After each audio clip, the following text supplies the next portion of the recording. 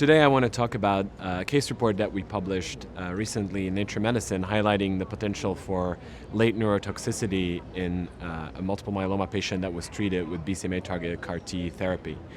And the case report describes the story of a patient of ours who was treated with cilta-cel and then after about 100 days came in with increasing fatigue, slowed movements, rigidity, a mask-like facies, and that kind of looked to us similar to Parkinson's disease.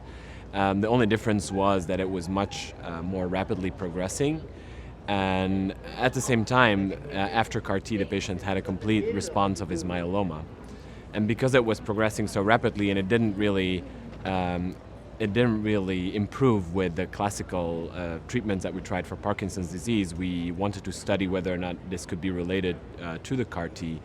And indeed, we found that this particular patient, first of all, had a very long persistence of high levels of CAR-T in the peripheral blood that we were also able to detect in the cerebrospinal fluid, so the fluid surrounding the brain. And ultimately, we showed that there were T cells actually infiltrating in specific regions of the brain that are involved in controlling movement, more specifically the basal ganglia and the striatum.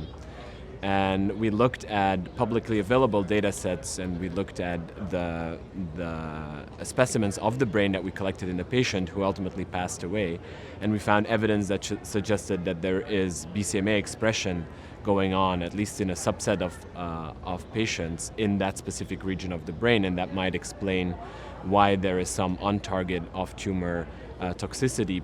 at least a possibility of toxicity with a BCMA-targeted CAR-T or other BCMA-targeted agents.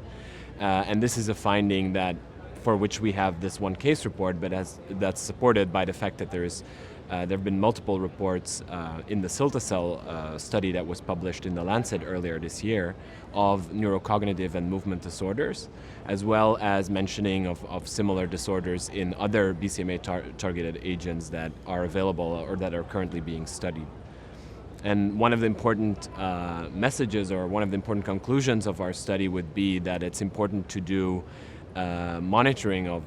neurotoxicity at later stages in trials that are ongoing with BCMA-targeted agents.